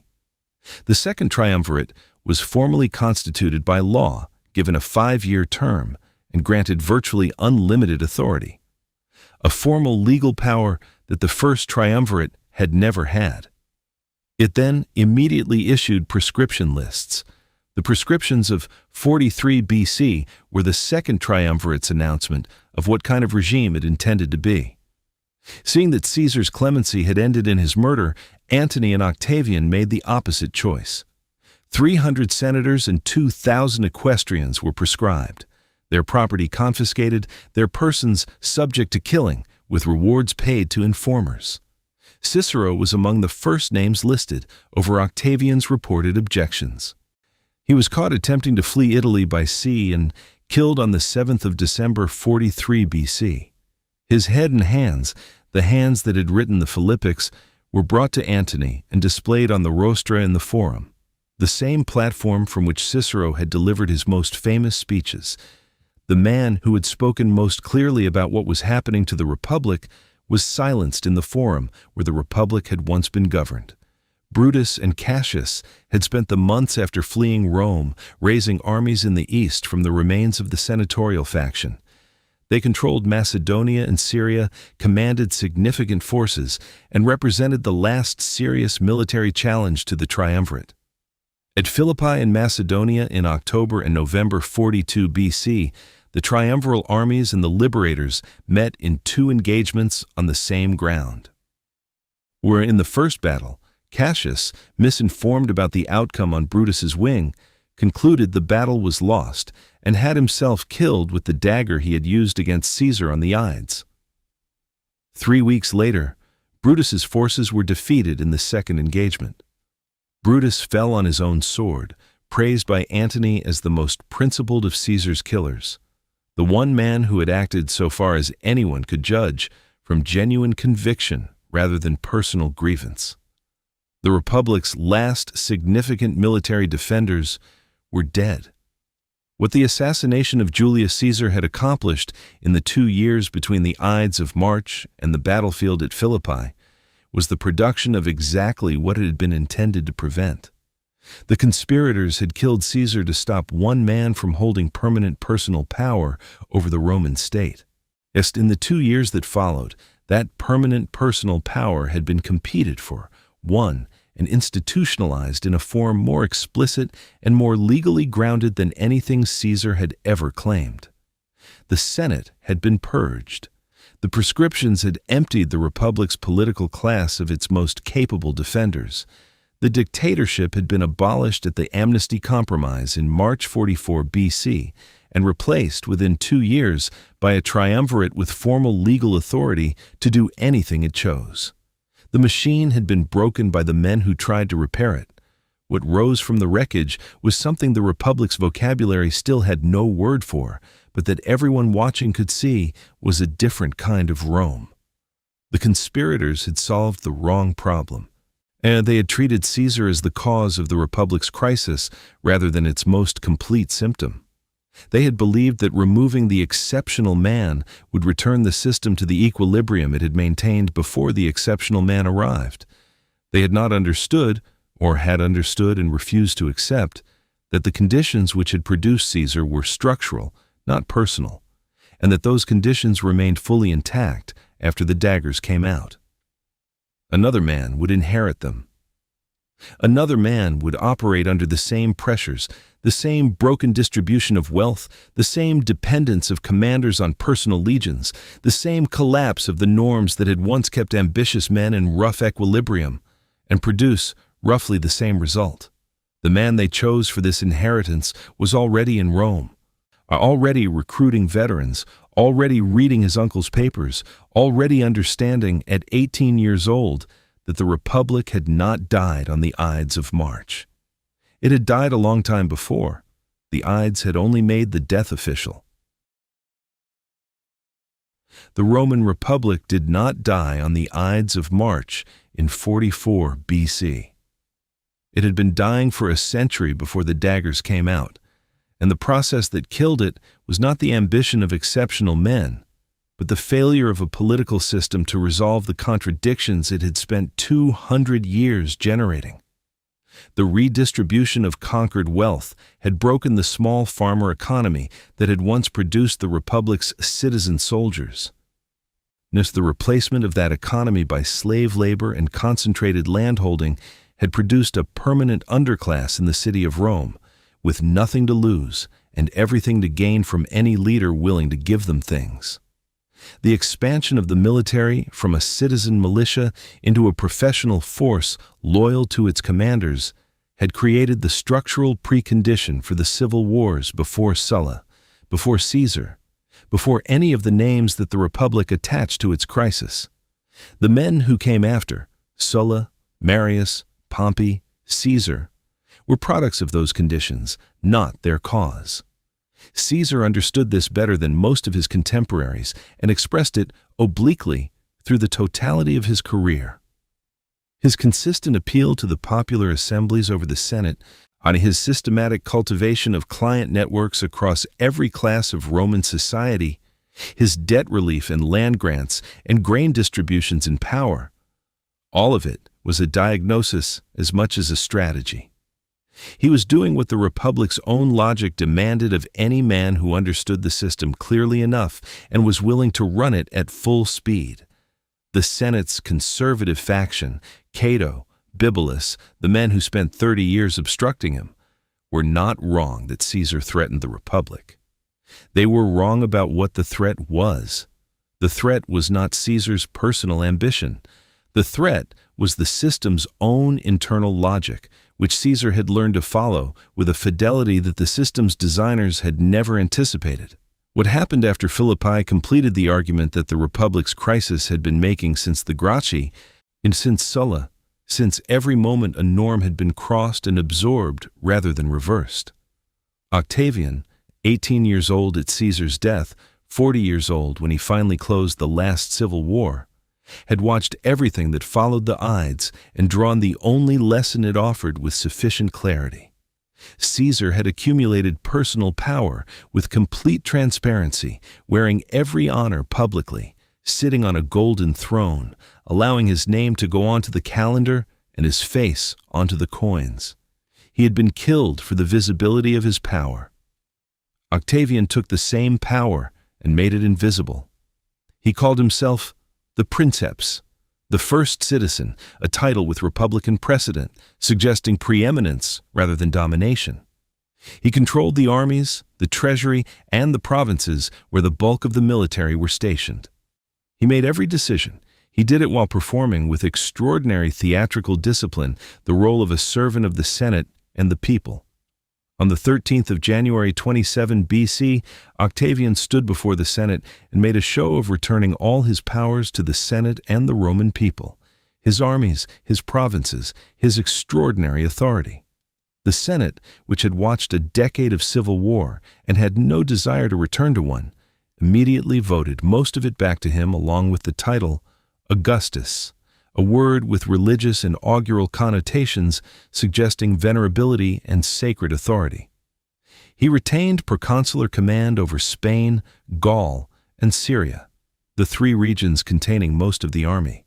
He held tribunician power for life, giving him the right to veto anything and the sacrosanct protection of the tribunes' persons, a protection Caesar had destroyed by deposing 2 tribunes in the last year of his life. He was Rome's ruler. He was not, by any title, its king.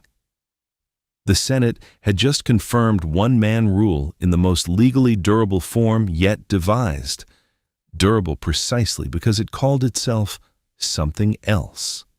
Augustus lived 44 years as Rome's first emperor and died in his bed, which was something no Roman ruler of comparable power had managed since the kings.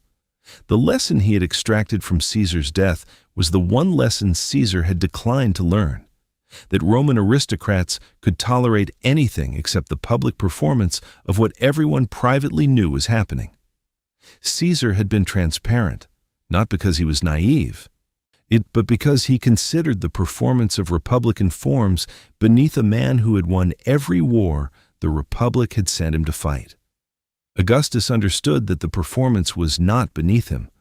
The performance was the whole point. He built temples, conducted elections, consulted the Senate, wore the toga, avoided the title rex, and spent 40 years demonstrating that a man could hold absolute power indefinitely as long as he was willing to let the Senate believe it was a partnership. The political class that had murdered Caesar for the visibility of his power accepted Augustus's identical power because it came wrapped in republican forms and republican language. This was not hypocrisy exactly, or not only that.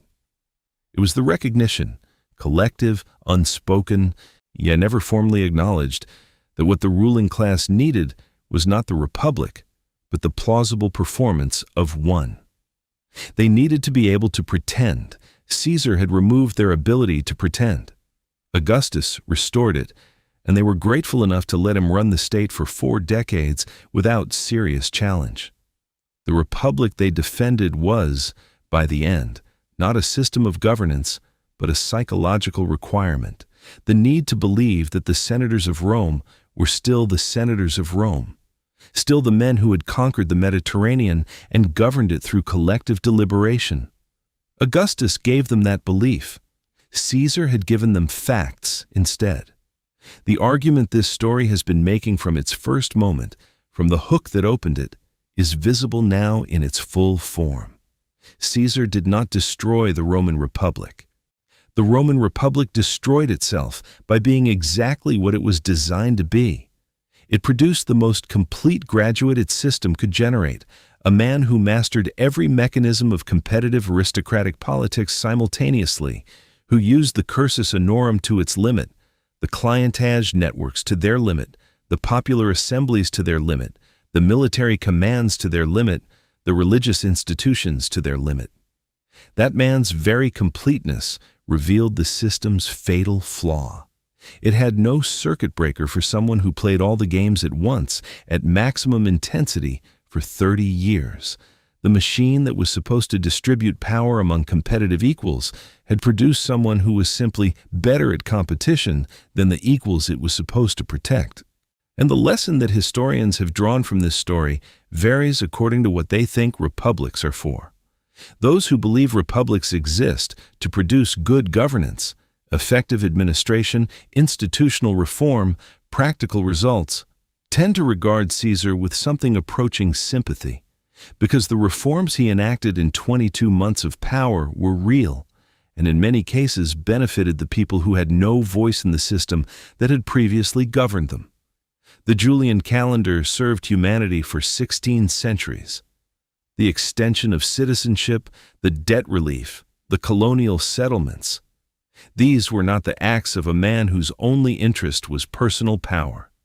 Those who believe republics exist to distribute power among citizens rather than concentrate it in individuals tend to reach a different verdict, because the reforms, whatever their practical merit, were delivered as decrees from a single will rather than produced through the deliberative competition that gives republican governance its specific claim to legitimacy.